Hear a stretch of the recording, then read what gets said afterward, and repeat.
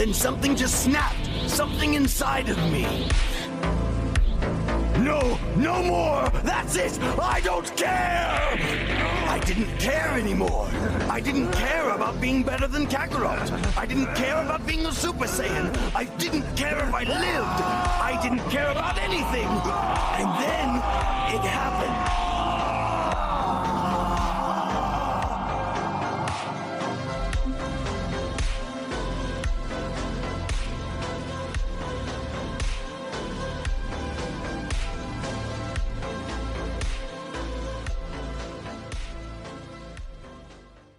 Hey, Zach. How's it going, Jin? I am very well, and I'm very happy that you came back on the show and that our episode together, which was number 3, is one of my top episodes. It's probably because it was the earliest, but, I'll take credit, I guess. I don't think so. I don't think so because I've had some cool people on, so they, I think it's great because I love that episode, even though I was nervous as fuck. I was too. That was the first time I've ever recorded a podcast or anything like that. So you did honestly, you were a great guest and you filled it for an hour. And I think we went an hour and a half. And you also, I think we relate on the sort of idea that magic is real and we don't have to speak in sort of that sort of first layer sort of thinking where it's just right, we can just talk about it very normally, so it's we can do beyond normie discourse. I don't need any proof anymore, you know what I mean? And also a lot of people like to, just when it comes to all the occult stuff, a lot of people like to think everything is metaphorical and it's all inside, which that is a huge aspect of it, but I've just seen too much stuff to think that's all there is. I know that not everything's just an archetype, you know what I mean? There are actual beings. Whether or not I still am not sure if they're egregores or thought projections, or if they're I guess an egregore is conscious, but yeah, it's still up for debate from at least in my view as to what they are exactly, what their nature is. But yeah, I agree with you. I think, I obviously Tibetan Buddhism, I'm sure everybody's sick of me saying this, provides an answer, but it doesn't necessarily mean it's the right answer. But I think it's a good answer generally, and I think more of how you're thinking about it, where it's a more of an egregore, maybe causal to our consciousness. I think that is more how Tibetan Buddhism would explain it. They represent some element of us, and we project also onto them a certain kind of feeling, lust, desire, sin, whatever it is. It doesn't have to even be negative. It can be positive as well. It's just that, even positive qualities can be negative if they're taken in the wrong direction or without a sort of clarity of consciousness or clarity of will. Yeah, and I guess to an extent it doesn't even matter if if these beings are egregores or not. You can still receive benefits from them, or they can still harm you, whether or not, it doesn't matter, I guess, to an extent. It's nice to know. But yeah, that first episode, it was, I think I was talking a lot about my magical experiences, I guess, a little bit of it, things I've seen, and that, I don't know, it's just so hard to put that kind of stuff into words, where that's why I was kind of oh, I don't know how well it went, just because listening back on it, I was I was kind of stumbling over my words, but it's just hard to explain when you're in that state, and then you come back from it and it's just impossible. It's really hard. Honestly, you did a great job. You were being really hard on yourself. You were a great guest. My first time I ever did it, I was nervous, and I probably was slow in speaking because I tend to think about what comes out of my mouth. Not always, obviously, but in general, I try to be more deliberate with words. I'm trying to, because that is a weakness I have, to be very hot-tempered with words. So, I try and be deliberate. But I think you did a great job. I really do. And you're right. It is really difficult to discuss magical experiences, especially I'm going to say spiritual experiences, but I don't mean spiritual experiences. I mean experiences with spirits. That's a very hard thing. And I'm not talking about like ghost encounters even, but there is definitely something in magical evocation or sort of like these, I don't know, apparitions that happen sometimes during magical experiences. That can be a very hard thing to relate to people. And people, obviously, unverified personal gnosis is real, but there is something that has happened to many people, and it's not that abnormal. But it is hard to discuss. Yeah, I would say, especially when I was discussing more of like the DMT, like when you take a drug, that there's just no possible way. I mean, I've done it. I've had these experiences without it, and that still is hard to describe. But like, I've also had a few. I'm assuming they were ghost encounters, which that was more like it just. I don't know. That felt weak in comparison to other things I've experienced. It was just like a little apparition that just kind of popped up and then went away. It wasn't really. Yeah, that wasn't that hard to comprehend or anything like that. But and plus, like, I mean, anyone that's done meditation, I mean, it doesn't have to be to like a extensive degree, but I mean, you just see so much stuff that's nonsensical, and it's just, and coming back from it, there's just no way to. You're just wondering like, where does that even come from, But no, this is a great question because for me, this comes up a lot. The things that you see begin to have meaning the deeper you go, like not meaning as in allegorical meaning, just superficial, but you understand exactly what I'm saying, but I'm saying it more for benefit of anyone listening. Is just there is something that is beyond there is a like a layered symbolism. There is like a sort of way that you gain understanding through doing these deeper meditations. And it is crazy how much magic you can do with your mind. Yeah, no, it does blow my mind. But yeah, and even like while you're in whether it's a meditation or like a psychedelic experience, it doesn't matter. But like while you're in it, there's no way you're gonna really, at least in my experience, there was no way I was gonna know what's going on. But as I like reflect on it, I'm able to glean symbolism and just certain meaning. But I've also had some experiences where it's like if there's a meaning to this at all, I just can't even touch it. Like it's just so weird. Some of the stuff you see is just so weird. No, I agree, and sometimes it's incomprehensible. I do think that I guess my weirdest sort of interpretation, or my most out there one, is that I believe that there's a blending of timelines. There's time is outside of context, so it's really hard to understand what is actually happening, and you don't have your perspectival relationship with what's happening is very skewed.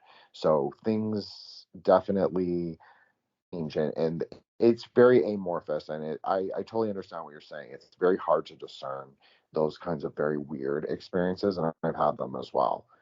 I was just gonna say that's interesting about the timelines. I mean, I think there's something to, I guess it's more of like a new agey thing, at least from what I've seen, but I think there is something to like this idea of timelines. I'm not sure exactly what it is, but like at least recently I've just experienced so much deja vu, and I've really tried to, I don't know, do you have like a personal interpretation of what that is? It just seems like the weirdest. It feels like you're kind of glitching. I don't know. This is something that people have been talking about. Like people, not just me, not just you. Like I've heard other people, not just on Twitter. I've heard people in real life sort of talking about this idea of this our purgatory or just purgatory, or this like idea that we're living life and things do sort of cycle back when we haven't understood, maybe in a metaphysical way, what they mean. So when things deja vu, it's a sign that to sort of reorient us. It's a sign that we need to penetrate that mystery, basically. Okay. Is there like a traditional understanding. I've never heard of it, like in whether it's Buddhism or any tradition. I've never heard of that really being discussed, I don't think. I know there are teachings about it in Dzogchen, which is Okay. like it's the magic. It's like not really magic. It's more the flying and doing internal alchemy and like dream yoga. Like a lot of people love dream yoga. I've never really been a big Dzogchen practitioner just because I'm already very metaphysical. If Mhm. you tell me to go look for my rainbow body, I don't know if you'll ever get me back. So I try and stick to like I love a deity yoga. I love that kind of stuff. So I just stick to things that are more spiritually consequential, but maybe not as woo. Okay. But that's just Yeah. me. I'm not making a judgment either on other people. That's just me. I like that idea. I mean, from my understanding, dream yoga is essentially like it's lucid dreaming, but you're Mm-hmm. doing like a ritual within a dream, basically, or you're doing your Mm-hmm. practices within a dream. I like that. I have a lot of experience, like not even like unintentionally just lucid dreaming, but I don't know. At least I've never tried to do that really. Like tried to do a ritual within my dream. Usually I realize I'm dreaming, then I start flying and just start like, doing stupid shit. But That's quite incredible though that you have that extent of control just naturally. yeah, when I was like really young, I've tried like there's certain apps you can do. There's like methods too where you like I mean throughout like your normal waking day, you try to like put your finger through your hand and then eventually you start doing it in your dreams and then like in your dream your finger will go through your hand.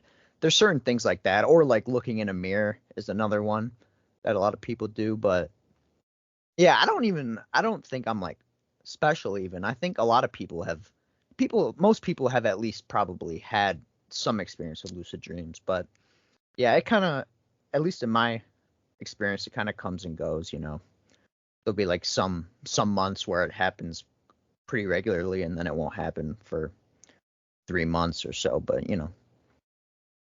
That's how I find with regular practice too. Hmm. I really do. It's like you have incredible experiences and then like 2 3 months will go by and it'll be almost like slogging through. Like you're just doing it to doing it or doing it for doing it Hmm. instead of really being, and that's not even, and I'm present for it and I do try, but sometimes you're not always there. You'd rather Yeah. be doing something else. You're thinking of something else, whatever. But you still do it. You push through, and then, but it usually does produce like some interesting results. But it's never comes when like if I really want it, it won't happen. But if I just let it happen, like that's very Zarjan too. Like you just let it happen. It's very natural, like natural mind, Rigpa, and you just let it happen and then it happens. That's usually for me, that's where I have the experiences rather than straight just methodology. Yeah, that's how I feel. I'll still like I'll still meditate, I'll do certain practices, but I'll try to do it regularly at least, but it definitely comes and goes. It's almost like you tap into like a certain level of gnosis. And like where I'm like noticing like I've noticed like the times, like those whatever the angel numbers and stuff like that. And then Mm-hmm. there's some times where you just kind of tap out of it. And I mean, I guess that is healthy just to not be like kind of obsessive about it, but yeah, it's weird. It comes and goes, and I think that's probably how it works for most people. And I'm so glad you said that. I just sorry to interrupt you. That is oh really no, you're great good. that you said that. Because that's exactly how I found in my own experience, but also with other people who are much more experienced magicians than me, Hmm. they will also say that. And I think even Sochki talked about it on one of my episodes that I did with him, he practices Kabbalah. So he talked a lot about sometimes it comes and goes, and I think that is true. I think fundamentally across traditions, across magicians, I think that is fundamentally true, and not just magicians, but yeah, I think you're right to say it happens for most people. Yeah, and I think it's healthy to stay grounded. I mean, at least us, we live in like the real, like we live in, I mean, I don't know where you live, but I'm assuming you live in like a normal city, town, suburb, whatever. And, you have to go throughout life. Like you have to live as a normal human. You're not just in a cave, meditating all the time. I'm assuming.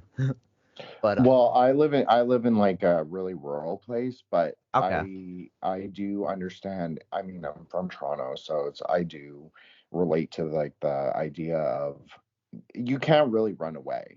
I mean, even where Yeah. I live, you can't really run away. You're still like very much a part of everything. Yeah, and you have to have a So job. I mean, unless you become like a actual monk, I guess. But you have to work and like you socialize and such. you know it costs money to be a monk. A lot of people don't know that. Yeah, I didn't So know. I guess that yeah, makes sense. you have to. I mean, you have to. I mean, it attracts a lot of wealthy people from wealthier families, Yeah, I especially in could see Tibet. that. Because It's probably new. It's probably a recent phenomena, right? certain families are more powerful in certain sects. That makes sense, right? It's Okay, very yeah. Yep. typical, and so you would send your second, third, fourth son, whatever, like the sons that you didn't really have inheritance for, you Yeah, would not the send first them, one. and then exactly, not the first son, and then you'd send all the other sons, so they wouldn't necessarily fight over the inheritance, but you would obviously support them and Hmm. give them money to pursue their studies because a monk especially in Tibet, they still have these kinds of like monastic universities, but you get a doctorate. Like you get a doctorate in tantra, you get a doctorate in specific kinds of occult rituals, basically. Wow. So yeah, I mean, it's a very hermetic system, very much so. All the colleges, all the different ones, different sects have different universities. I mean, it's much more complicated, I think, than people understand.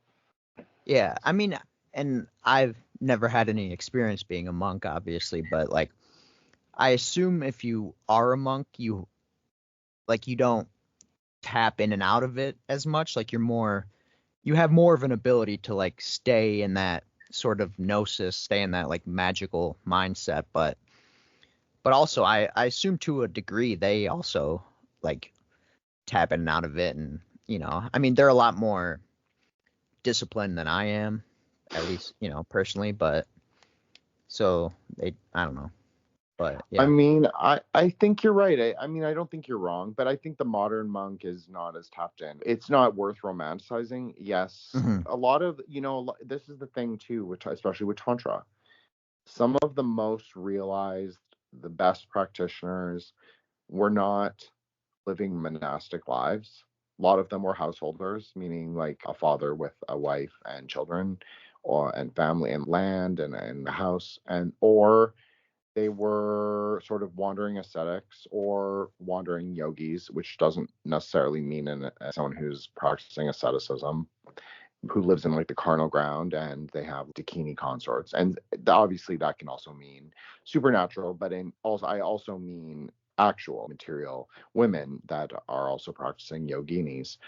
I think it's a system. I think it's you Hmm. go to develop it. You go to develop the mind training, the textual knowledge, the sort of the lineage instruction, the oral instruction, the secret instructions. I feel like that is a big part of it. And then you kind of go out into the world and you negotiate how it's going to work rather than just be a monastic your whole life. Like, yes, there are very highly realized people who could perform miracles, and I posted one of them who was the ex-head of the Karmapa school, and the picture has like a double negative where his Yidam deity appears. It's very cool, actually. Okay. And they say it was natural. I don't know. I'm not saying it was natural, but that the double negative image. But he was a famed Mahakala practitioner, and he said that there won't be an incarnation after me because I'm going to join his retinue. So I think that's really interesting. Or he was going to become Mahakala. I didn't really get the whole thing. But anyways, it doesn't matter. He's going to another dimension or whatever. So I just think that there's something there where you can be highly realized on a monk, but maybe you're not going there like all the way. And Hmm. maybe it's not useful to say in Buddhism, like there are lesser goals that aren't lesser, that are just more Worldly. sort of Yeah, there are obviously in Tantra, you know the Zack. Like there's tons of worldly. I mean, Abhacharya and Tantra, sometimes Abhacharya is obviously black magic. And Tantra, which is obviously Thurgy, sometimes there's definitely moments where those two things have like a very blurred line between the two. That's very true. That And makes I sense. think that's true of most magic as well. I don't think that that's strictly limited to Tantra. Obviously, Tantra is interesting because then it will use some of the, I guess, the grammars of the Abhacharya or the black magic in then Thurgic and religious ritual. So I think that's something that makes Tantra somewhat interesting because it does take those transgressive things and puts them in a more orthodox context. Okay. Yeah, well, from my understanding, I mean, correct me if I'm wrong, but it seems like Tantra, like Tantrists tend to be more of the world than like an Orthodox Buddhist would be. Mm-hmm. And I don't have a deep understanding of this, but I believe it's like Tantra states that there isn't really a distinction between samsara and nirvana. If I'm not mistaken, I believe that's an idea. I've heard that, but So there definitely is this idea that moksha can be liberation. So it's nirvana, but moksha is just another word. In Buddhism, there's so many words that they will use in what's called local specific translation or local specific meaning, meaning that it's only contextual to that work or to that corpus of works rather than the meaning is broader. It's broader to the Buddhism as a whole. So nirvana is one of those terms that's broad, yeah. where moksha is this more specific tantric word for liberation, but it means basically the same thing.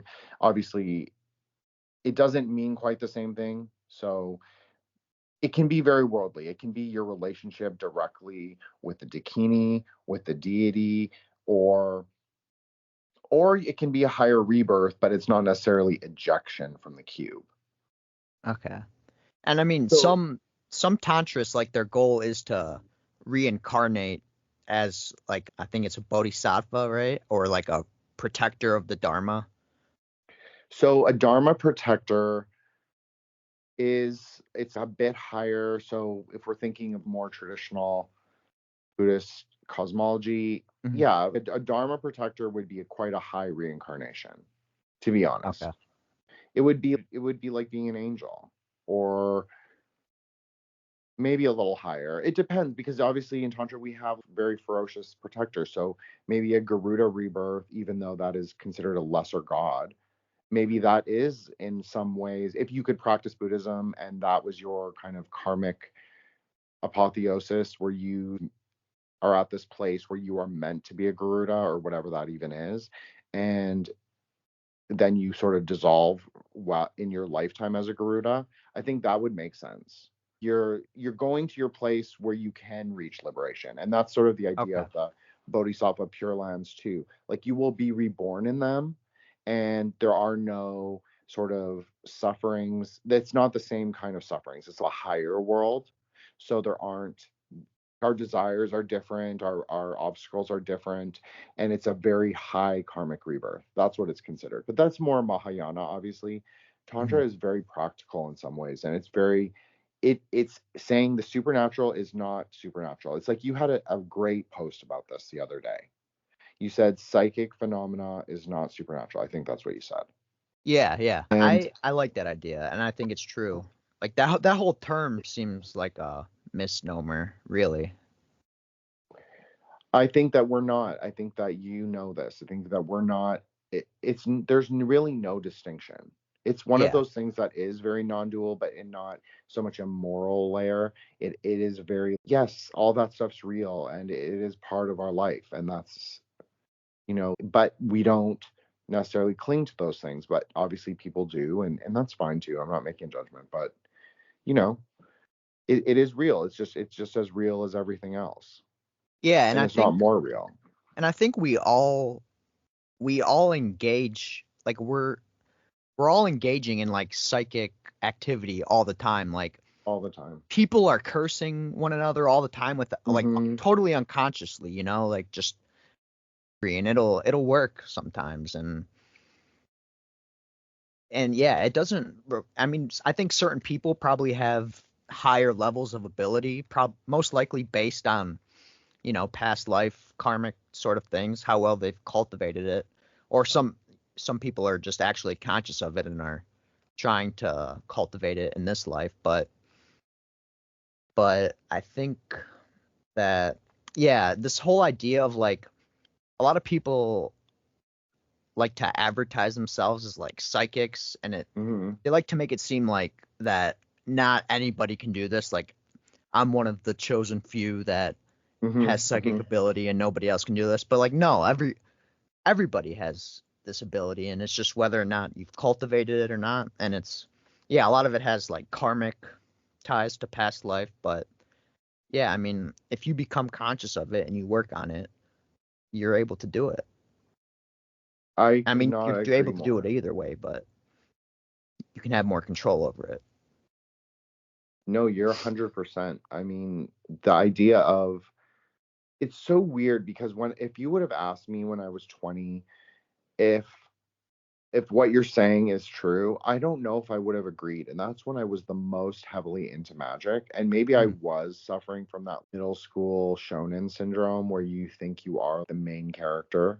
Yeah, the And chosen. so, yeah, the One chosen one, syndrome. or the chosen few. Yeah, exactly. So you believe your own bullshit. But I think now, as the older I become, I realize, and you're young, so that's good on you for understanding that now, because I think that is really true. And I think that the idea of, look, I've had spiritual people who sell spiritual services, and I have obviously platformed them and I support those people. But this is my perspective, is that I think that everybody can really do it. And I think it's sort of unnecessary to pay people for certain kinds of spiritual work. That's just my opinion. So Yeah, I think you're right. And I'm not like here to diss anyone that sells it. I mean, there's certain people that are more, you know, more of a charlatan than others, but like, I think there are legit psychics that do sell their services, that whether it's like a past life regressionist, or, you know, you could sell spells or whatnot. I mean, it's just hard. It is hard. If you're a consumer, it's hard to discern who's a charlatan, who's not. But yeah, I think it's a legitimate thing. And if you aren't, like, I don't know, the spaces that we kind of are in on Twitter, I don't think it's always necessary to, like, it wouldn't be as necessary to buy something. But if you're just like a normal person, you know, Joe Schmo or whatever, yeah, I don't see a problem with like paying a psychic to, you know, get a reading or whatever. But absolutely. Yeah. And people should get, I'm not, okay, so I maybe misspoke, but I definitely agree. I believe in material services. If someone reads cards, I'm not saying that they have to be like a tarot reader. Maybe they're a psychic and they just use the cards as sort of a symbolic layer of meaning. There's a lot of tarot cards readers who are that's more their style, rather than it's not straight tarot meanings. But yes, maybe there's that little bit of that as well. I'm totally fine with that, and I think that that's great. But I think people should not overly rely on worldly divination, because I think that it's a tool, and when you overuse a tool, it loses its edge. It's not as potent for you anymore. I think you know this too. This is a magical rule.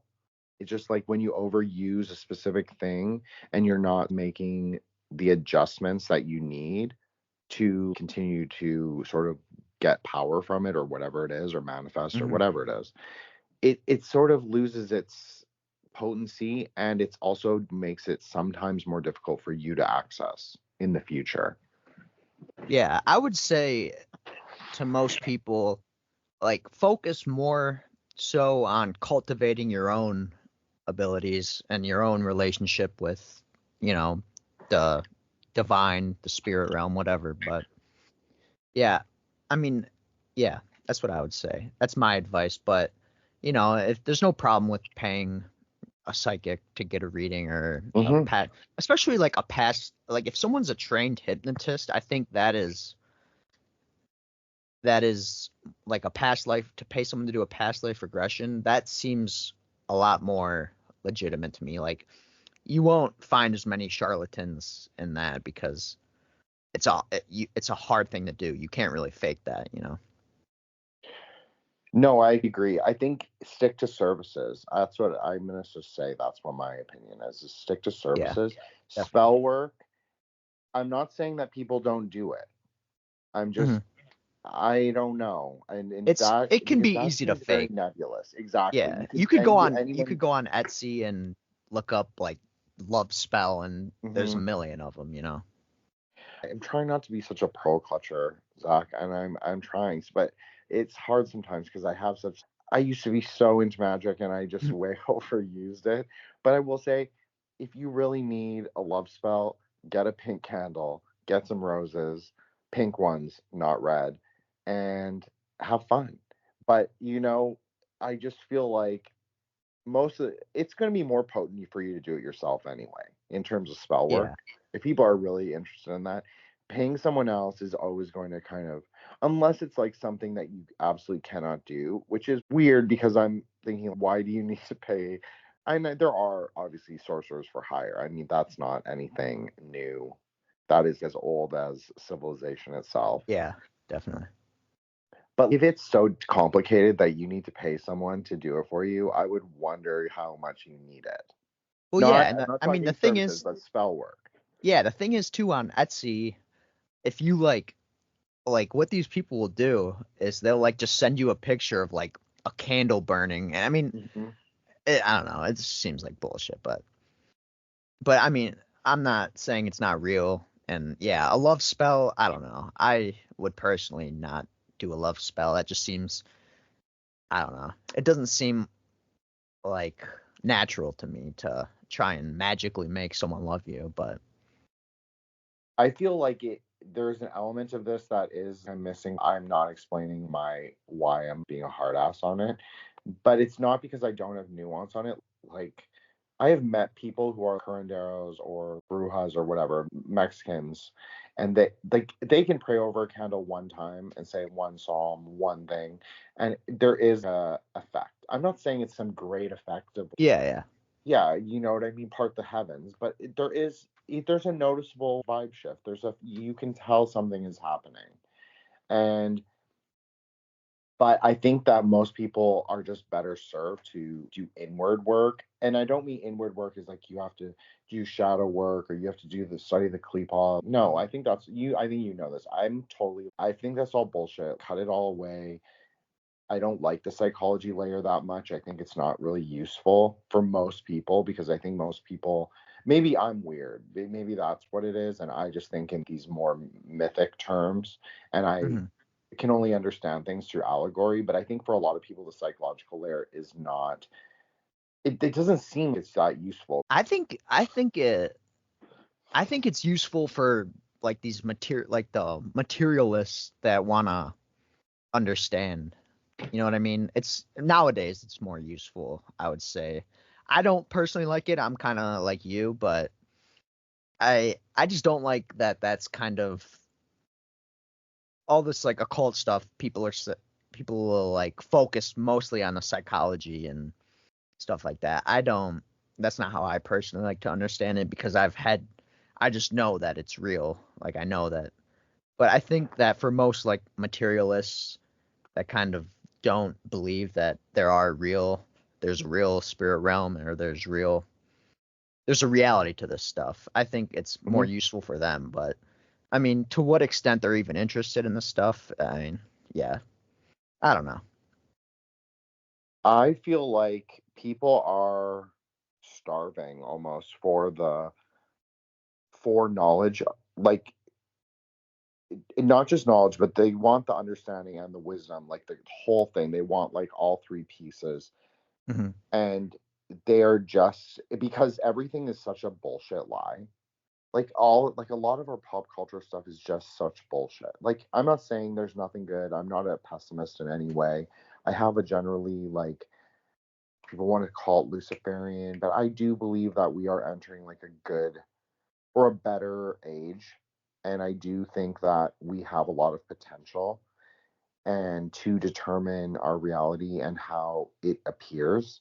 So I have a very positivist view, but I do think that we are in a very degraded moment, and a lot of the stuff that is surrounding us is kind of bullshit. But then at the same time, I do see a lot of like really interesting people talking about occult for the first time, talking about magic, talking about like these things that were so taboo when I was growing up. Like just Hmm. this would have been like almost like brown paper bag at the library sort of like topics. And now people are very openly sort of trading ideas. I'm not saying it's right. Like, I'm not saying the ideas are in themselves like correct or textual, and most of the time they're not.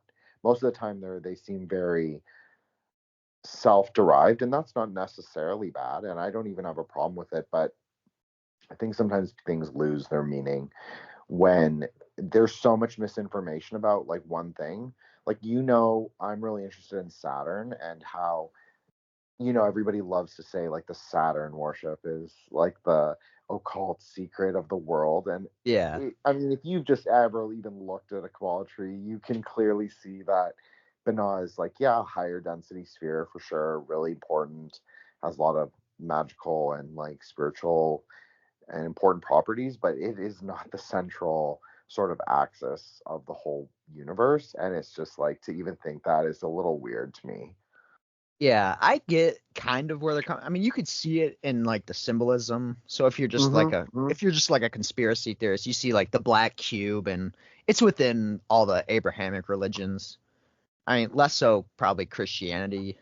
You don't see it as much, but yeah, I get it. But like even in Gnosticism, there's this idea that like Jupiter is sort of the. I mean, I think you've talked about this too. Like Jupiter is supposed to be Yahweh, and that's like the Demiurge.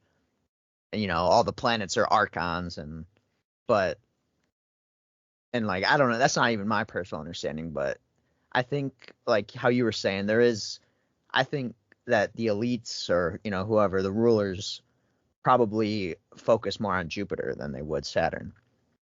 I agree. But you're right. I appreciate that you brought that up. I had a great episode. We talked about the Olympics and all of this Jupiter symbolism, and I probably wasn't as like clearly articulate in my position because I was thinking through it. And when you're thinking through it, you're doing Kabbalah at the same time, because obviously you're thinking about the colors, you're relating the concepts, and then you're saying, okay, what's the dialectical relationship between this sphere and this sphere? What's the symbolism? How can I understand it better? Like it's like you're thinking through it, so you're really doing it. That's really what it is. So yeah, I do think Jupiter is more important right now.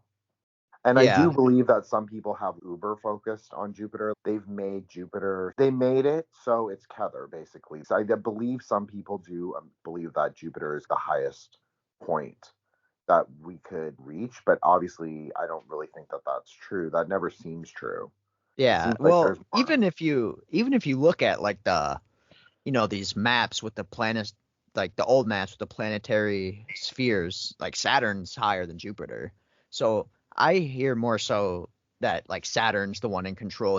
It's like the father time Chronos, and it Mhm. gives you form. Like that's the reality that we live in, and he's So like the father of Jupiter. So I can understand that, but even that, I don't think that's the top. I don't think that's what's in control. I certainly wouldn't say it's Kether. yeah, I mean I totally agree with you. And like Binah really can't be Kether because Binah, it just is, it's the Yeah. qualities are it's time, right? It's like pulling you into form, exactly what you said. Not necessarily the crystallization, but it's kind of bringing you down into gravity. So, and it's also the slowing of time. It's making time be a perceptual sort of event. Yeah, I could So see. Sorry, you can go. no, totally okay, go ahead, Zach. Well, I could see like in the physical realm, Saturn kind of being like the king. Like nobody can really beat time.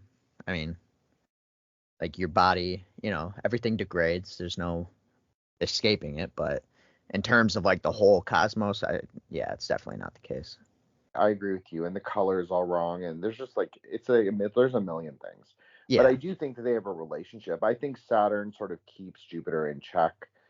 And when Jupiter wants to expand a little too far, and in Buddhism, we obviously describe it as the ocean of samsara. So it's an ocean of suffering. And where we come into form really is Jupiter, in the sense of that is where kind of the liquid of the upper order ocean, so like Neptune or Chokmah, so it would be kind of the condensation drips down. That is really the moment of coming into form. It's like the breast milk of Tara. That's how it's thought of. Okay. And so she offers it to Shiva, who's poisoned, and she sort of brings him back into the Leela, brings him back into the cycle. But he isn't, so he immediately becomes Mahakala. He immediately becomes Father Time. But then he obviously he leaves. That's sort of the idea, is that he leaves the carnal ground and he has to go be an ascetic. So that's why like they kind of part. That's why they separate, because she stays as the mother of the milk ocean, and he needs to go upwards to the carnal ground. Damn. Sorry, I didn't mean to go off on like. Oh no, you're good. You're good. No, that's fascinating.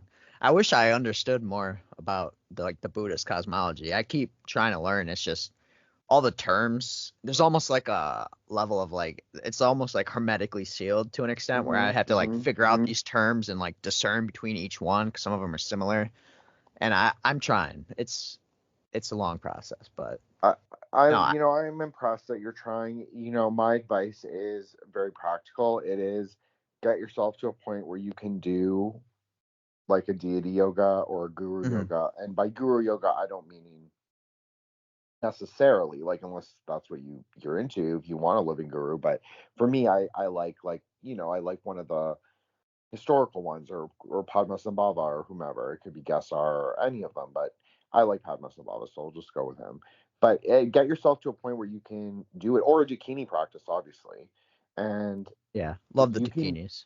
Yeah, of course. And the Dakinis they're really wisdom and knowledge. Like they are really the ones who produce that. I mean, the men are better maybe at physical or maybe material sort of results. Like they have more potency in some ways, where the Dakinis are kind of playful. You're never quite sure, and you never quite know if they're really helping or hindering. That's kind of their they thing. there's something Dionysian about the Dakinis, and there's also something they're almost like the Fae, like the fairy, there's or like the Jinn. There's something where it's like, there's like the wisdom Dakinis, there's the worldly Dakinis, and some of them can seem like they're helping you and then really hurt you, or vice versa. And it's like it's hard to tell. I mean, at least my experience when I saw them before, they looked pretty like demonic, and it scared the shit out of me, if I'm honest. But they didn't. I mean, that is they didn't their seem to idea. want to harm me, but they did look terrifying, and they were like kind of fucking with me. But I don't think they had any like ill will towards me. But yeah, I could understand most men. It's more of a feminine. I mean, of course, it's like a feminine energy, like a Dionysian, playful, right-brained type of energy. No, I'm sorry. I didn't mean to interrupt you. I just love this topic, obviously. Me too. It's fascinating. I get it. Yeah, it's super fascinating. I love your experience with it. I think you're totally right. I mean, there's nothing really to add. They're the most incredible and the most difficult to like totally fundamentally understand. Even the enlightened one, even the ones that are like all the way there, they sometimes it's so incomprehensible. It's like it's actually better in some ways, in my experience, that they're indiscernible almost, because they are beyond conception or beyond perception and also beyond convention. So that's the three things altogether. So they kind of appear as they want to be.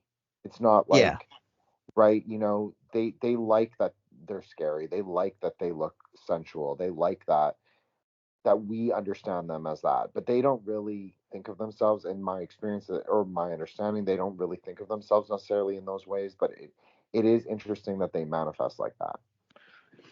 Yeah, and have heard stories too of like the Dakinis used to drink human blood and like feast on humans, and then one of the, I don't remember which, but like one of the Buddhas was able to make them stop. I don't even remember the whole story, but so there is something to that where it's like it's kind of demonic, but you know, I get it. Like if I was a spirit, if I was a god, I would probably appear as demonic. I feel like that'd be fun.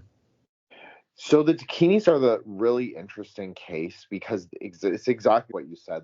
But it's important to note that they can be human women as well, but they can also be like Naga women. They can also be yakshas, yakshinis, like the sort of nature spirits, the dryads, or the, you know, the goddesses of the tree, or the goddesses of this creek, or the goddesses of, you know, whatever. One random, you know, geological feature, but they can also be this other secret third thing or whatever. They can really be a Dakini. You can be born a Dakini. So there's this really crazy sort of, usually Sanskrit, the sort of categorization of spirits is so autistic. But when it comes to Dakinis, it can be so difficult. Unless you really are practiced and really understand, or you are just really doing it, it's really hard to sometimes understand. Like really difficult. So I mean, totally... that makes sense to me. I mean, I don't even have a deep understanding, but yeah. Yeah, I mean, they can be wrathful, and they can be also enlightened, and that's sort of their thing. And like the ones who are enlightened, they're also on the carnal ground, so they're also sort of in it. They don't drink the blood necessarily. Yeah, and it seems even like the enlightened ones appear like they present themselves as like demonic, you know, sort of like Kali, I guess.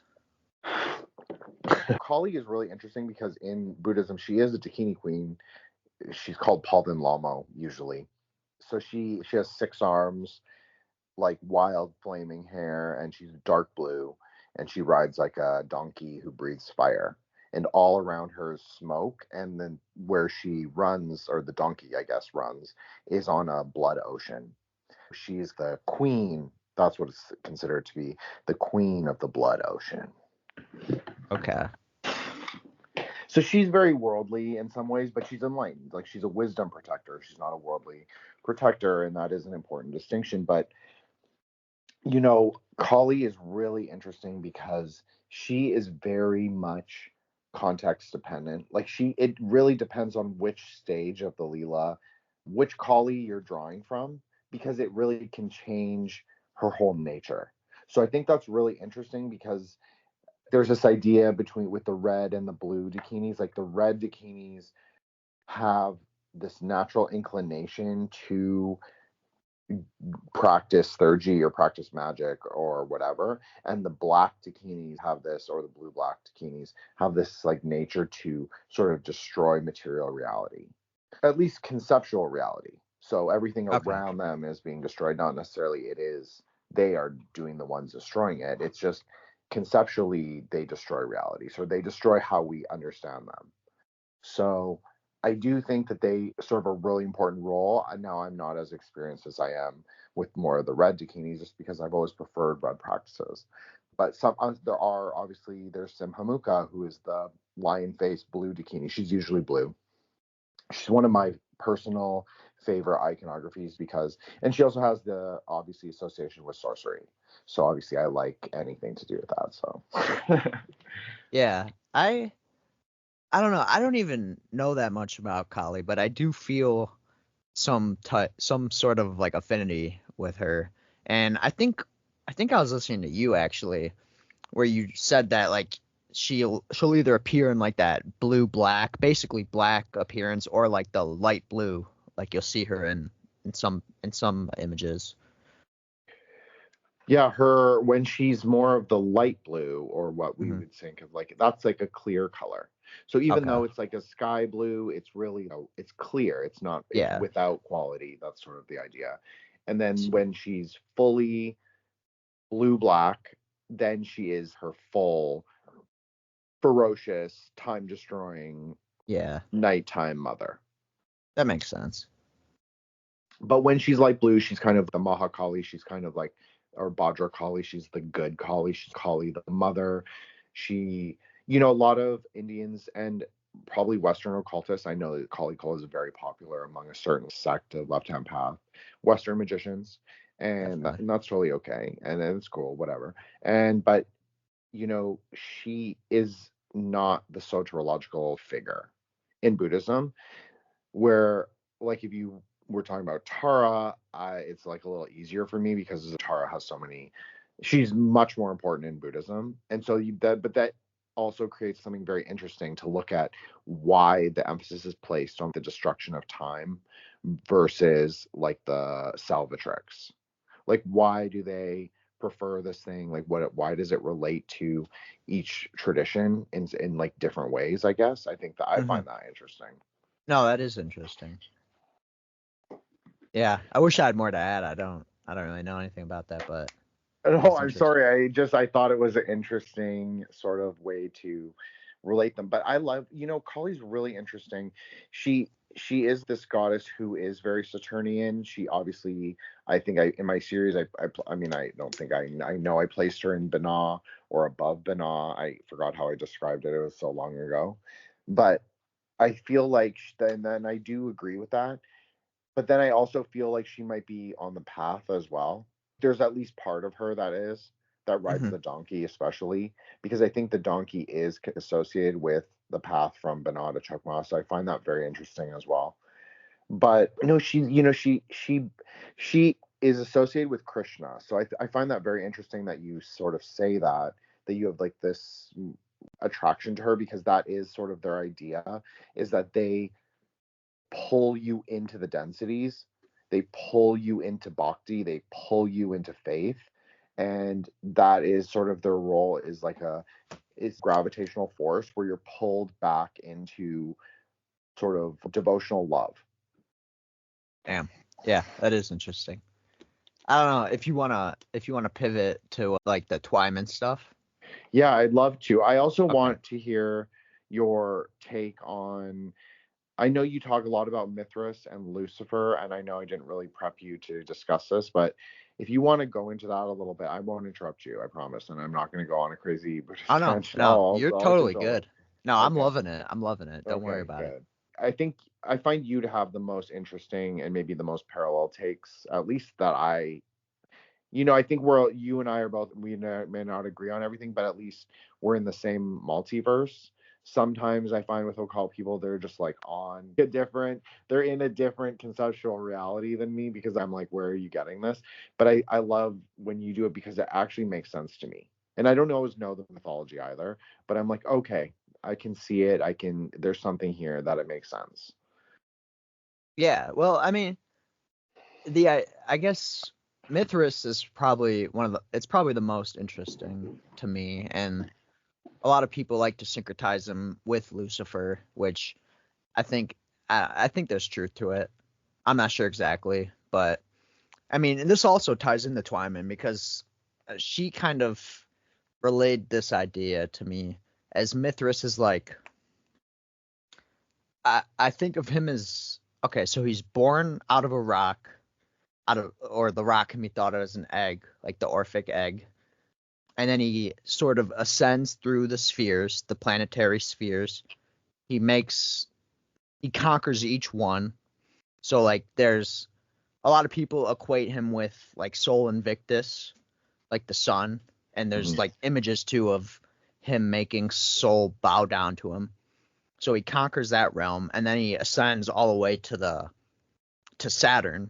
So a lot of people also syncretize him with Saturn. But then there's also this idea that, which I got this from Twyman, where it's like, as he tries to like ascend through Saturn, he ends up back on the bottom floor of the next. He ends up like, he basically goes in a loop. He ends up like going through out the egg again. So it's sort of like a Ouroboros type of deal. And I don't know. I find that fascinating. That is really fascinating, and I do think it ties into Twyman, and we are going to shift to that topic, but I will just add that that makes sense, obviously, because it's Tahuti's path. It's like, it's 3 to 8. So, yeah, I mean, that makes sense. You would loop back down into materialization, into material form, Mm-hmm. because, and that even is the lion face goddess. That's Kali when she's a little higher in consciousness. She's conquered wrath. That's the idea.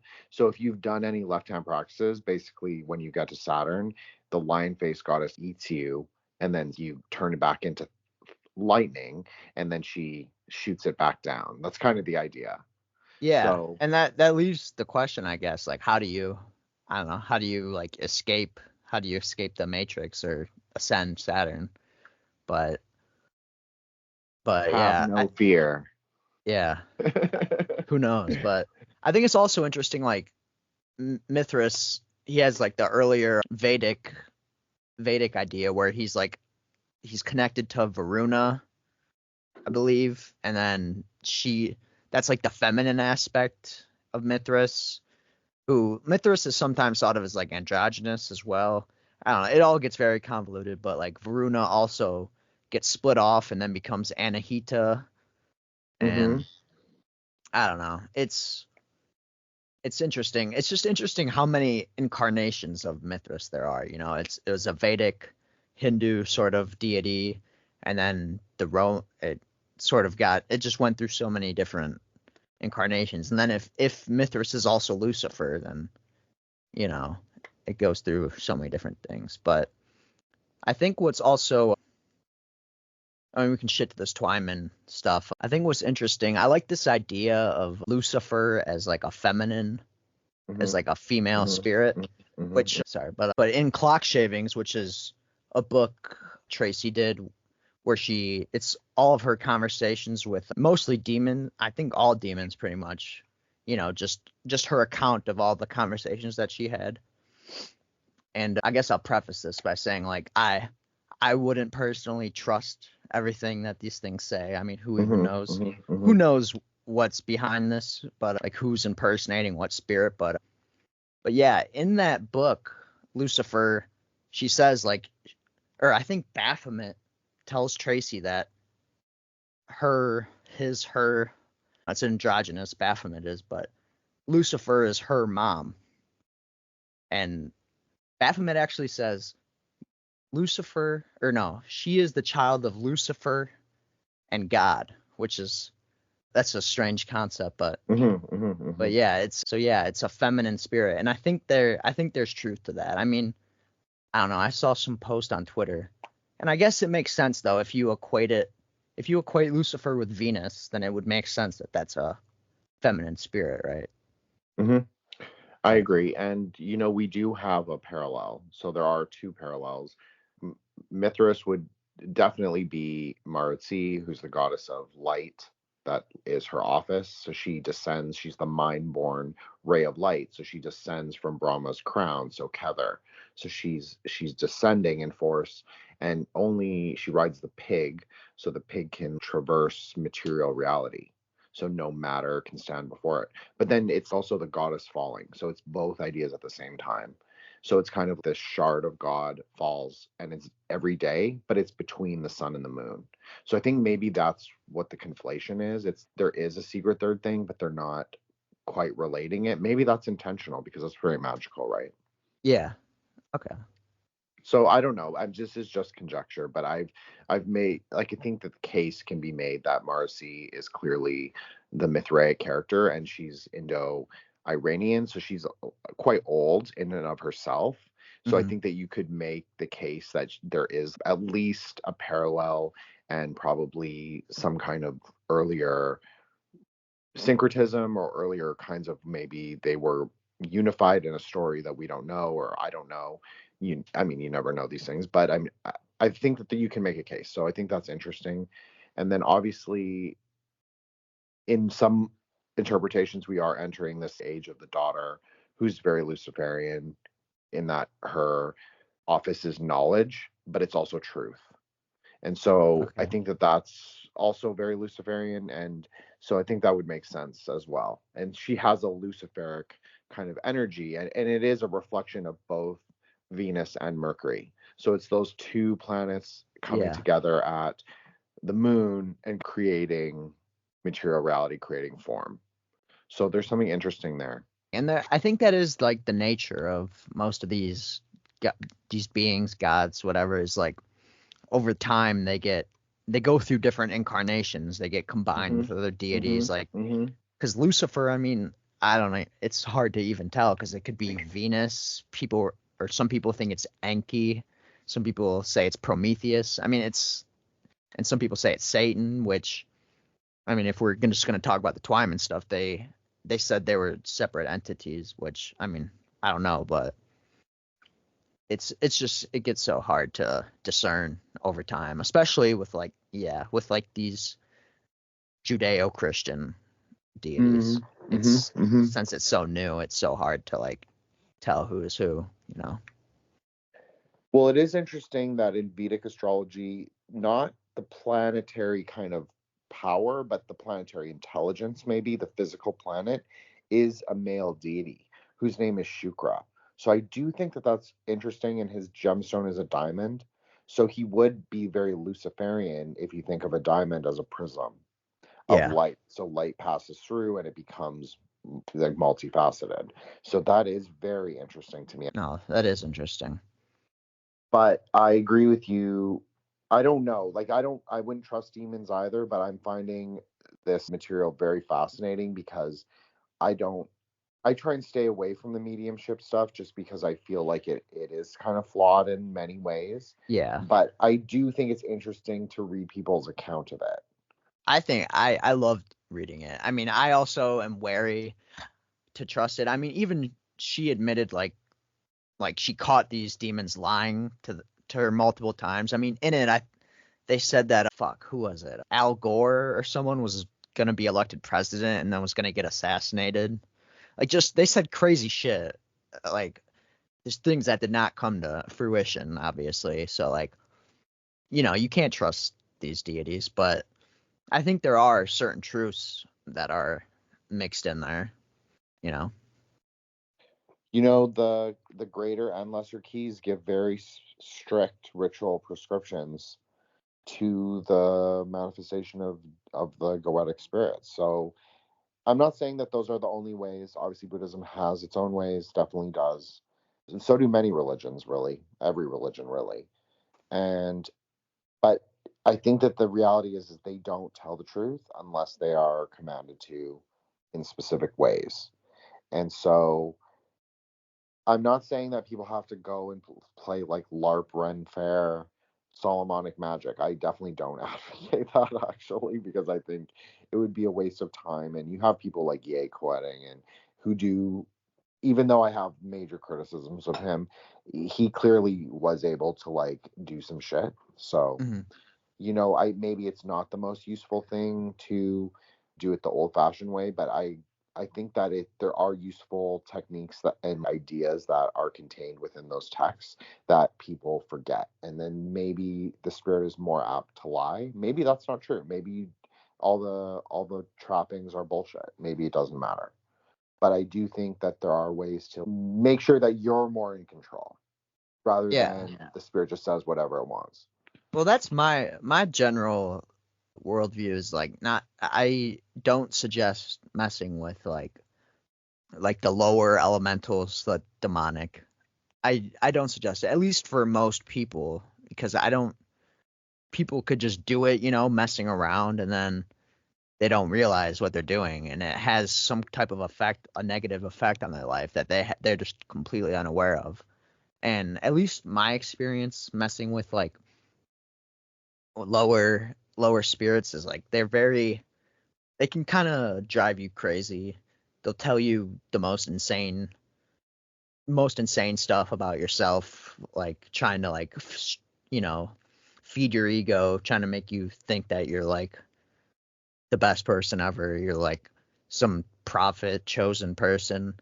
It's bullshit. I don't suggest trying to find information from demons for the most part, but I do like reading other people's accounts of it. So Well said. I agree with you. Don't mess with demons unless you really know what the fuck you're doing. Yeah, And even unless then, you're gonna, yeah, unless you're gonna trap them and like Mhm, maybe mhm. command them. I certainly don't worship demons. Don't worship them. Yeah. Really don't worship. I'm of the school where if it has like a form that we can specifically like worship, Mhm. probably not worth worshiping. Yeah. Yeah, that makes sense to me. But that's, maybe I'm just being like an anti-Sue or whatever they call it now. And, I'm just saying, the kids, don't do it. But, people are going to do what they want. But, you have Mhm. to really know and you don't play with it. Treat it like major respect. Treat it like Yeah. it's like a $5,000 laptop. Yeah, Don't treat it definitely like, do not just kind of blend. That's what I have done in the past, and I don't recommend it because there were serious like negative consequences. I was that's when like I've seen ghosts and just shit popping up in my house. Like I just do not recommend it at all. And you'll just start believing crazy shit and like they'll totally fuck with your mind. At least and I wasn't even trying to mess with anything specific, but I was just kind of playing around and yeah. It's much more of a serious thing than people realize, I think. 100%. Do you think Tracy was like more under the influence and having supernatural things, or like like with her internet issues and all of the things that happened, and then she said she was being like kind of like the demonic AI. I don't know the Yeah. story that well. No, yeah, I know what you're talking about. I don't know because it's hard to say. It's hard to say if that was like I don't think I don't think that had anything to do with like her prior like channeling Ouija sessions. I think that was more so where she was investigating people that were like traffic. There was like a campground that was human trafficking and they were involved with weird pedophilia stuff and yeah, she was saying yeah, near the end of her life it was getting crazy. She was saying there was like she would go on like Facebook or certain websites and things would get altered. So I don't know, maybe there probably is like some type of demonic influence, but at least within clock shavings and our earlier experience, it seemed like she was more so like doing the bidding of these demons. Like she was kind of they were like giving her advice on what to do. And like she was doing it and they would give her like rituals to do to like I don't know, make her money or whatever, but yeah, I don't know. I think they're probably I don't know, it's so hard to discern. I think that she was being attacked by like humans. Definitely like those people. I mean, I think she was suicided, she was murdered. Hmm. I I think agree. that's kind of you can't really question that, but as to whether like these internet problems she was having, I mean, I don't know. It's hard to say. I think that people were probably hacking her, she was getting tracked. Hmm. I Hmm. think Hmm. she went to the FBI, I think, and they told her basically like fuck off.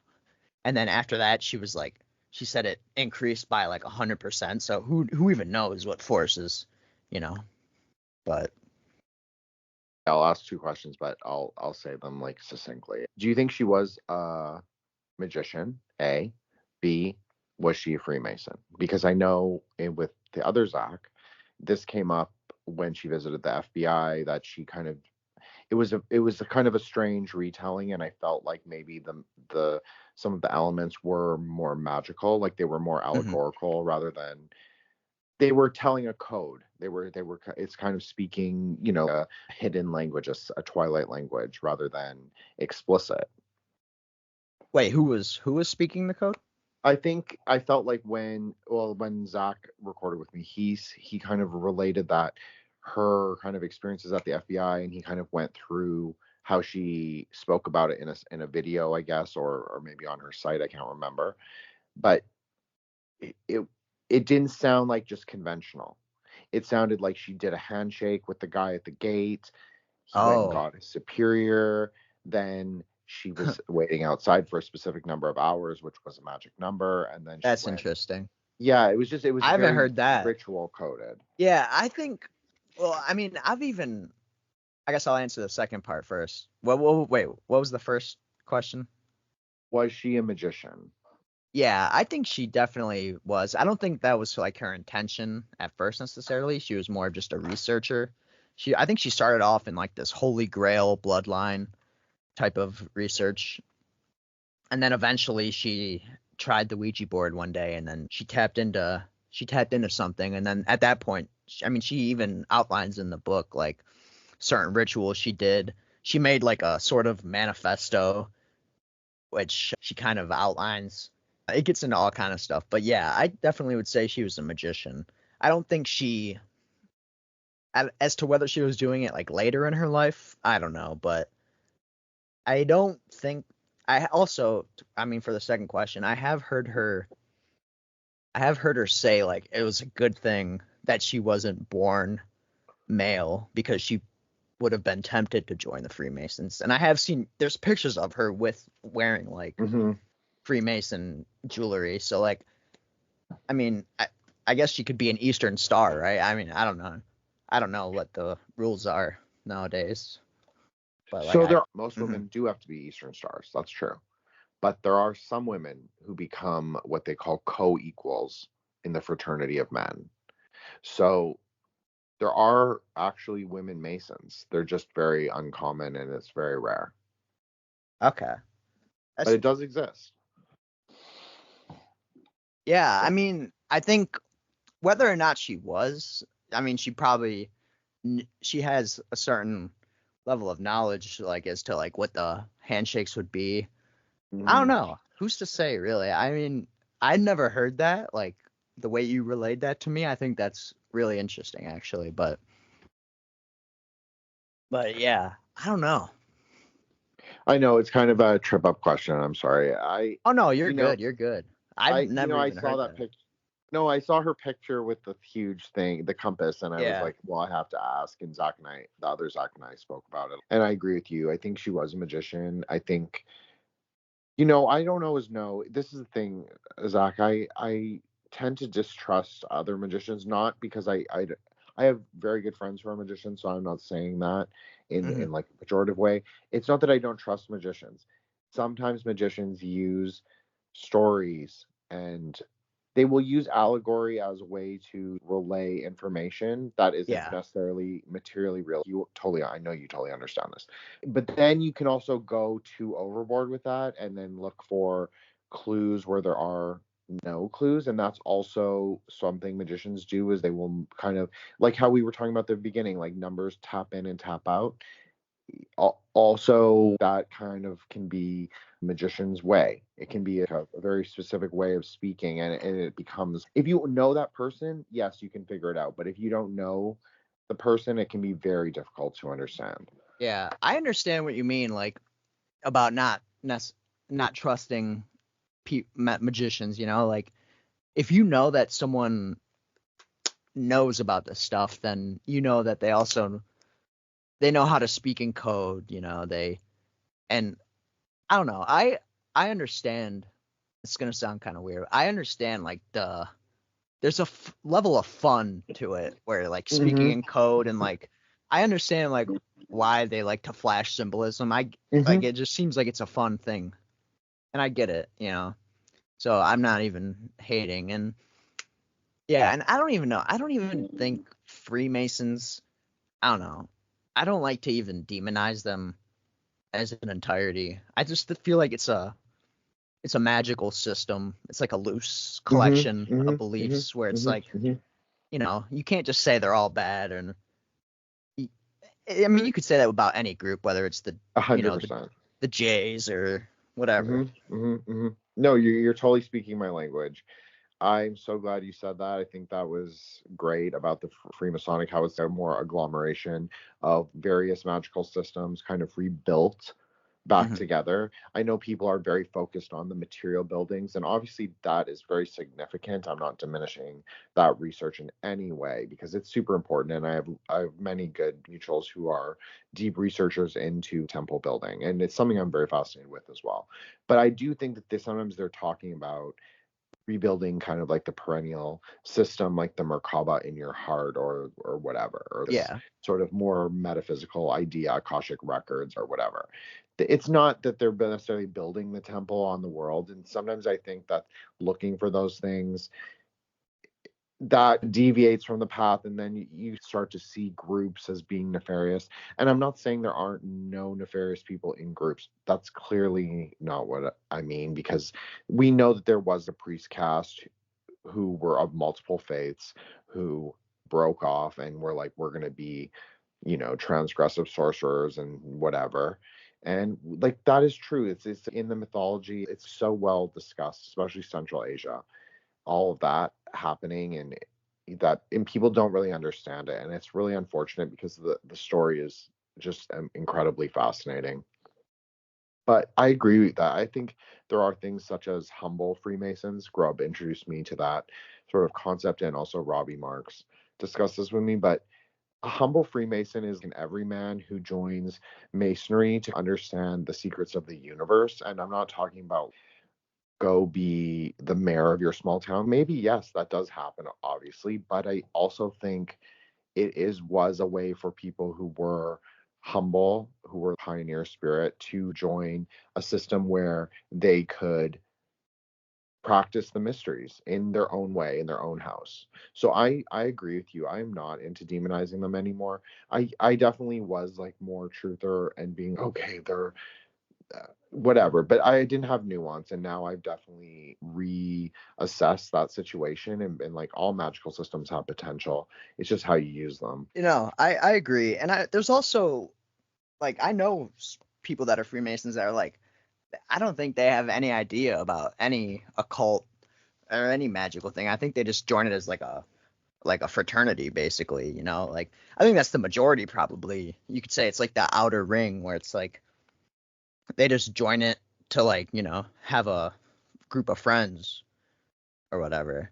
I think that's, at least the people that I've met, like my friends' parents and just certain people that are Freemasons, it just seems like they, like a lot of police officers, like I don't think all these police officers like are, into the esoteric. I just think, yeah, it's just a fraternity to, I don't know, have a group of guys to like drink beer with or whatever. No, you're totally right. And I think that Freemasonic stuff, I do think the Freemasonic layer is really interesting, because I almost think, I guess I'll just say it, my craziest idea is that they built all this stuff for us to use. So they were like thinking about the ones from the past, obviously, that had more of an esoteric idea. And people did keep it alive, but it lost. I often talk about the seeds lose their meaning when they're overused or over colored. The idea is like words can be burnt. So like sugar turns into black. So there's this idea that maybe the methods, the magical techniques degrade over time, but they left the monuments and certain things here for people to understand and utilize for future generations. And they're, I mean, the everyman magician, not the, not people in the Astrum Argentum or whatever, or maybe those people too, I don't know. But I do think that a lot of Freemasons are they just joined for the fraternity of friends. Yeah. I think that's exactly right. Yeah, I would say that's probably the majority. Like, I don't know, there's a lot of like just normie Christians that are Freemasons, and they're just in it for the group of friends or whatever. But yeah, and I don't even know. I feel like nowadays Freemasonry is probably not what it used to be. Like, that's probably mostly what it is now. At least, I don't know. At least in the York Rite, I would probably say that's more so what it is. I feel like, at least from my, amateur observation, it seems like the Scottish Rite tends to preserve that more magical aspect. I mean, you're totally right, but Albert Pike was clearly also a practicing magician. I think that yeah, obviously, but I think that the York Rite, it preserves symbolic meaning. So I think that's important. You could become a 33-degree Mason and literally have no idea about esoterica. You don't have to know anything, but you have a symbolic sort of understanding, whether it's dawned on you or not, where you have knowledge. that's where it changes. Because it's your perception, it kind of dies, and you're kind of, oh, fuck, that's what we've been doing. Like once you realize it, then it changes. Then it becomes real magic. But when you're just playing the role, doing the plays that they do, and the walking down, and all the recitation and dialogue monologues, it doesn't have any meaning. There's no potency. Maybe people don't even barely know how to do it properly, and that's totally fine. And that's just the exterior layer. But once it makes sense to you, then that becomes magical. So I think that people can become all the way and not know anything, but then maybe they go to a Shriners meeting as a 33-degree Mason, and things start to change because they can see it from a different system. And Yeah, I think that was my experience too. that feeling has to be crazy. Like if you go all that way and then realize what's actually, I don't know. It seems like it'd be like a eureka moment. I don't know. But this is interesting. Like this also ties into the Twyman stuff, because while she was writing that book, she also was like, she had her own order, like her own magical secret society. And she said it before, where it's like she realized through this experience that like the basis of a lot of these secret societies is that like there's an outer head that's like that's a supernatural being that like is basically like the de facto head of the order. And like most people within the secret society, they have no idea that like all these practices and all this information comes from, you know, whether it's a demon or a god or whatever. But, and I feel like, I don't know, that's really interesting to me. And this was actually one of my favorite things that I sort of just like listen to Zack talk about. But I agree with you that there's so much to this, especially if you're both of us who have interest in magic. There's something very crazy about that, but also there's something that also rings very true. Because I also could see how people get weird, perverted ideas from a being speaking, because I don't always think a lie is a lie when a spirit does it. It's not necessarily like a mistruth. It's speaking in a conceptual way that you don't necessarily understand. You interpret as a material transgressive act, or you interpret as this weird sensual thing, but it doesn't really mean that. There's these deeper layers that There's layers of meaning. Yeah, exactly. Well, yeah, especially in this book. I mean, there's times where like these spirits they'll say something, but they'll type it in a specific way. Like it would look like a typo at first glance, but it's saying like it could be interpreted in any number of ways, where like you change that letter and it becomes, you know, 5 different words or whatever. And it's interesting. I think that's tends to be because these, you know, being, whether it's a demon or god or whatever, they're experiencing reality in a totally different way that's greater than ours. So like they're able to have a totally different relationship to, you know, time, to reality, to everything. So like the way they say things, there's layers to it, and it just depends on the person on the other end, the human, to interpret it. You know, exactly. And even she said like there's like things that they said that she didn't understand the meaning of till years later, you know. You know, that's so crazy, because I always think how in some ways it makes the argument that people make about Orthodox Christianity, it makes it seem true that once you have a head of an organization or a head of an institution, it immediately degrades, because you're passing through layers of meaning through 5 different hierarchies to get to the masses. So it's become filtered by all the different words, all the different conceptions, all the different ideas of the people above you. Yeah, there's truth to that. I mean, even the Bible, like it's been translated so many times where it's like so many of our current ideas of like, you know, mainstream Christianity are just they're totally different based on, you know, whatever like I think you've probably heard this, like the Elohim, like people, when that was it was like mistranslated from Hebrew, where people don't realize that it's a plural. So they're talking about like multiple gods, which, yeah, I mean, that's just one example, but, you know. It's a great example, Zach. The Elohim example is so fascinating because it has that Jupiter links and this idea of the Garudas or the space eagles as the entourage of Vishnu who would appear at Jupiter or Chesed. And I just think that there's something really fascinating about that and how, yeah, there are clearly multiple gods in heaven. I mean, Buddhism says that there are 33 offices. So it calls them 33 gods in heaven, but it's really 33 different towers or 33 different offices of multiple lineage deities or whomever, who they might be like a family of gods is what I'm trying to say, a family tree of gods, and they all have different functions. And then there's also the idea of the 99 offices of the underworld. So I think that's also very fascinating. You also find this concept in Mongolian Tengriism.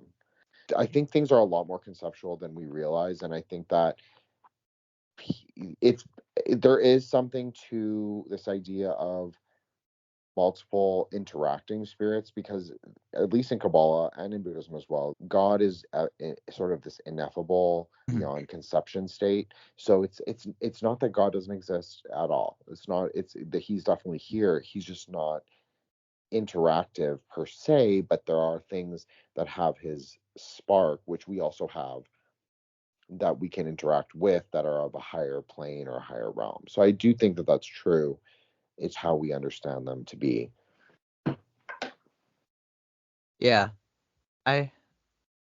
no, that's interesting.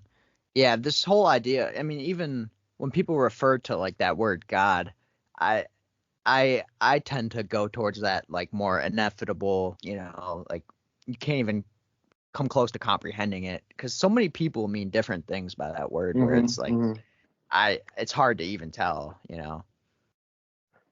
No, I agree with you 100%. I agree with that. My view is, I think that God is totally ineffable. It's the Shiva mind at the top of the formless realms, right before Buddha. And so that's where I kind of think of it. He's emanating creation, he's doing his thing, but there's really he's not really hearing us. He might hear us, but he's not really hearing us. But he can appear once in a while, once in a blue moon or whatever, in a lightning strike, and then that can be a conceptual thing as well. So I do think that he's real. It's just how much of him is interactive. I think almost 0%, maybe 1%. Yeah, that's sort of like the Gnostic idea too, where it's like we have this realm and then there's the monad, which is totally, it doesn't even interact with this realm. It's completely cut off. Well, I guess that's not really, because you're saying that God does emanate through this realm. Well, he can be enticed, we'll say, usually through his wife, who is sense. Obviously usually depicted as Kali, black, or one of the red ones, or a white one, if you think of Buddhism. Okay. Well, in Buddhism, it's like I guess nirvana is like nothingness, though, right? So it's kind of, I don't know. I guess I'm thinking more of God as like everythingness, and then nothingness is like, if that's like the end goal, it's kind of like snuff. Once you reach nirvana, you kind of snuff yourself out, and you're just kind of, I don't know. It's a very complicated topic. I think the Kabbalah is Ein or Ein Sof and Ein Sof Or. This kind of this triple layer structure. Monad, something else, something else. But I don't think it's nothingness, as in the way that sounds in English. What I think that they're saying, because it's supposed to be a cosmic layer, it's supposed to be the cave of treasures. That's how it's always described. A cave filled with turquoise and lapis lazuli with sand of diamonds. So there clearly is something there, and there is a primordial couple, the first in the world making love. That's the idea.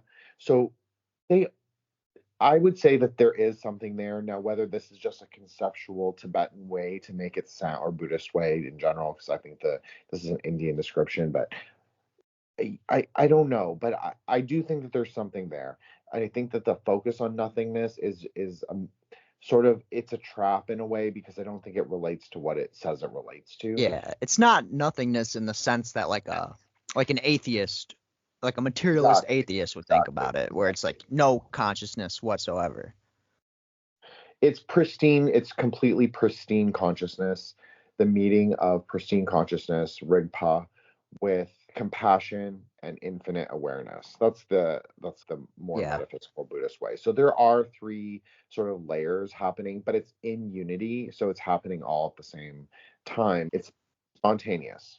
I would say, I think I've talked about this before, like my experience with 5-MeO-DMT, which is like the Bufo alvaris toad venom, which is completely different from like the, the normal DMT that people talk about. I have one experience with that, and I think that is the closest that like at least with drugs, like anyone could do it. That is the closest, I think, because when I did that, that's what it was like. It was like complete nothing. It was like everything and nothing. Like I didn't know who I was. I had no conception of anything. I had no thoughts. I was just with it all. But it was the most blissful.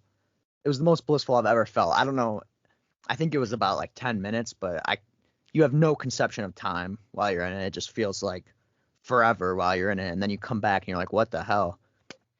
And I don't know. And it just feels like you understood, like there's this idea of like the cosmic joke. Like I came back from that experience and I was just crying, laughing.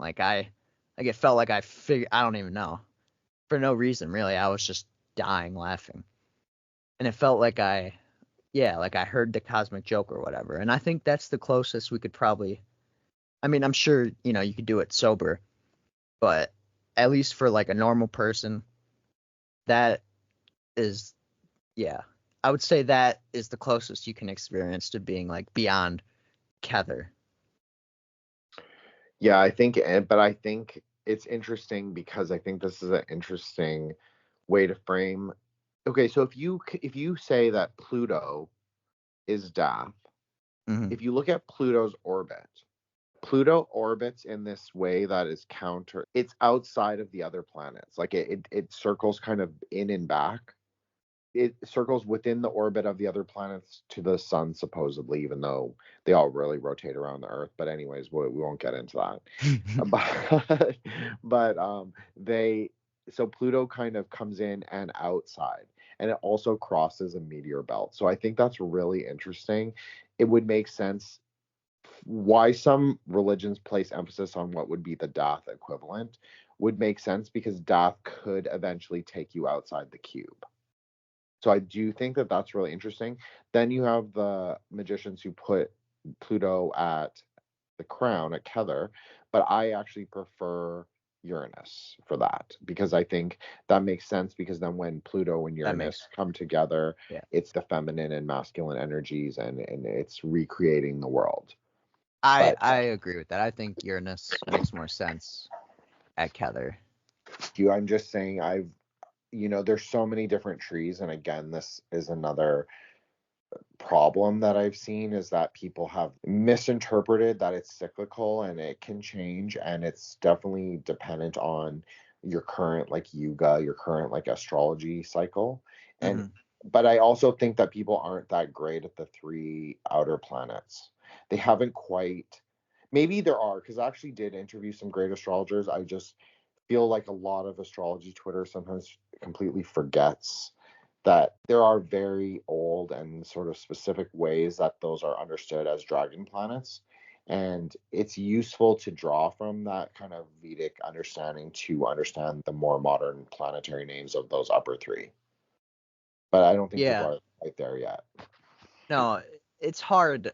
I don't know. It is hard because, I don't know, I guess what is the classical understanding? Like before the Hubble, we'll assume that the Pluto exists and Neptune exists. Like, what are the classical associations with like Kether and was it Chokmah? That's right below it.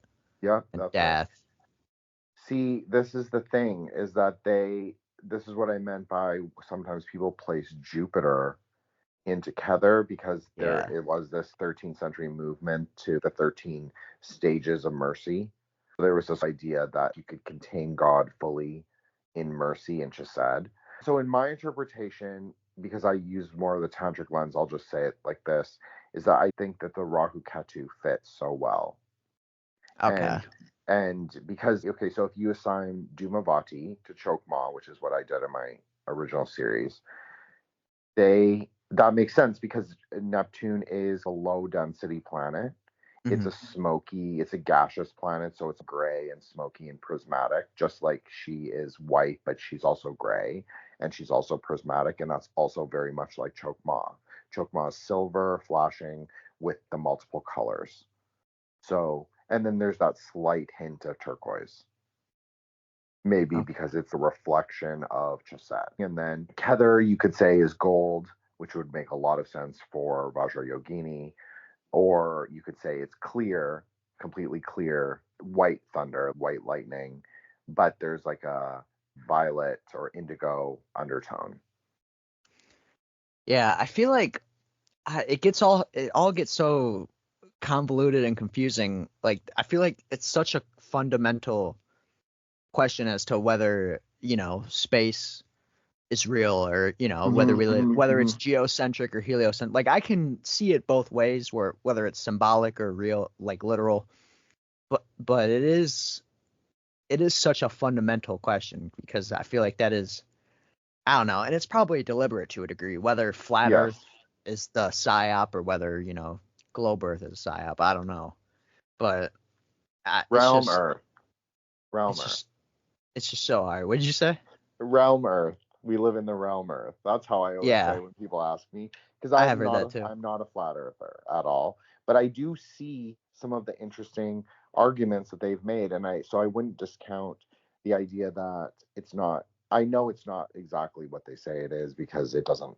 I mean, come on, NASA. Why do they have to paint every picture like on CGI? That's really weird. And there's so much symbolism within every. Yes. I mean, every mission, all the rockets has like, it's just insane. And it's like, I don't know. I wouldn't say space is fake, but it's not as described. I've had like visions while I was in space. Like, I was in space floating through stars. So like, I don't know. Some people say it's like water. I don't know. But so I wouldn't say it's fake, but I don't think it's what they say it is. And I don't think I deny the moon landing, at least the first one. I don't know if we've been there since. Probably not, but this is a good place to close, but this is a really interesting thing, and you will have to come back and we'll talk about the moon landing. But in the Yetziratic astrology, we sit on the moon. We don't sit on, every one says, oh, Malkuth is Earth. No, the kingdom is really within you. So what we actually sit on is Yesod, is the moon. So I do think there's something really fascinating about that. Oh, that is interesting. So, Zach, do you feel good about it? Yeah, no. Feel great. That was fun. Okay, great. Well, why don't I highly encourage anyone listening to this to follow Zack, and you will get, honestly, one of the best timeline curations pretty much of esoteric Twitter, obviously, besides me. But I would say my co-equal in esoteric Twitter for sure, and a really great dude, Zack. So plug your Twitter so everybody can follow you. Well, I appreciate it, Jin. It's at third eye homunculi on Twitter. And yeah, I don't really have much else to plug, but yeah. Well, you'll come back on and we will discuss moon landing and more Twyman stuff, because I think that I really need to brush up a little more and not just rely on. I've looked over the material, but I think I need to do more of a thorough dive. So yeah, there's tons of stuff we could get into. So yeah, I'm definitely down to come on. Okay, great. And you are welcome. Obviously, you have an open door invitation, because I think you're a great dude. Okay, so Thank you so much. Have a good night. Thank you. You as well.